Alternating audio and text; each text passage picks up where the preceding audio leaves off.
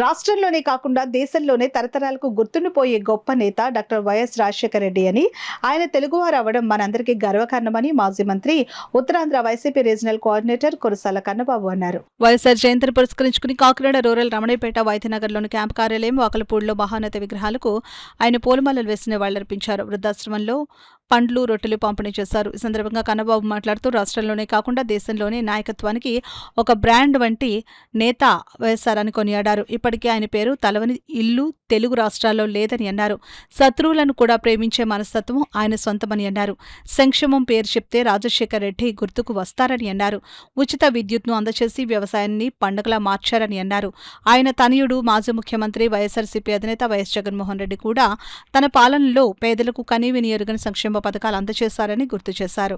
కార్యక్రమంలో జడ్పీటీసీ సభ్యుడు Nurukurthi Ramakrishna, party SEC సభ్యుడు బెజవాడ సత్యనారాయణ, మహిళా విభాగం రాష్ట్ర ఉపాధ్యక్షురాలు జమ్మలమడక నాగమణి, రామదేవ్, సూర్యప్రకాష్ రావు, కరీం బాషా, కొప్పిశెట్టి గణేష్ తదితరులు పాల్గొన్నారు. ఈ పథకాలు ఏవి గుర్తొచ్చినా రాజశేఖర రెడ్డి అనే ఒక గొప్ప నాయకుడు మన కళ్ళ ముందుకి కనిపిస్తారు.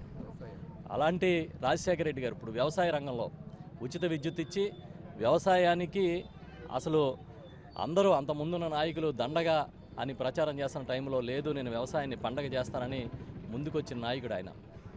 రైతుకి ఒక ప్రతీకలాగా ఉండేవాడు. అలాంటి నాయకత్వం ఇవాళ లేకపోవడం మనకి లోటు. 77వ జయంతి సందర్భంగా రాజశేఖర రెడ్డి గారిని మేమందరం కాకినాడ రూరల్లో ఘనంగా మేము స్మరించుకుని ఇవాళ ఆయన చేసిన సేవల్ని మళ్ళీ గుర్తు చేసుకున్నాం.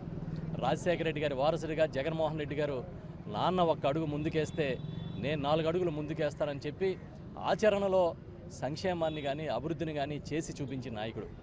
17 ప్రైవేటు మెడికల్ కాలేజీలు కట్టడం మొదలుకొని ఇవాళ డీబీటీ కింద నేరుగా లబ్ధిదారుడికే బటన్ నొక్కి డబ్బులు వేసిన చరిత్ర రాజశేఖర రెడ్డి గారిది, జగన్మోహన్ రెడ్డి గారిది. రాజశేఖర రెడ్డి గారి వారసుడిగా ఇవాళ ఆయన చెప్పిన దానికన్నా ఎక్కువ చేసి ఈ దేశంలోనే ఒక యువ నాయకత్వానికి ప్రతీకగా నిలబడ్డారు. ఇలాంటి నాయకత్వంలో వైఎస్ఆర్ పార్టీ చాలా బలంగా మేము ముందుకెళ్తూ ఉన్నాం. ప్రజల కోసం ఎలాంటి పోరాటాలకైనా సిద్ధంగా ఉన్నాం. వాళ్ళ రాజశేఖర రెడ్డి జీవితం మొత్తం 5-6 సంవత్సరాల ముఖ్యమంత్రి పదవి తప్పితే మిగతా అంతా కూడా పోరాటమే. కానీ ఓటమి ఎరగని ధీరుడిగా ఆయన కనిపిస్తారు.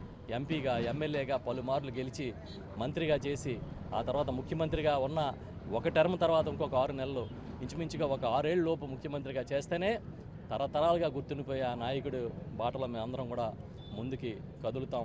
పదవులు కాదు, మాకు ప్రజా సేవే ముఖ్యమనేది మరొకసారి నినదిస్తున్నాం.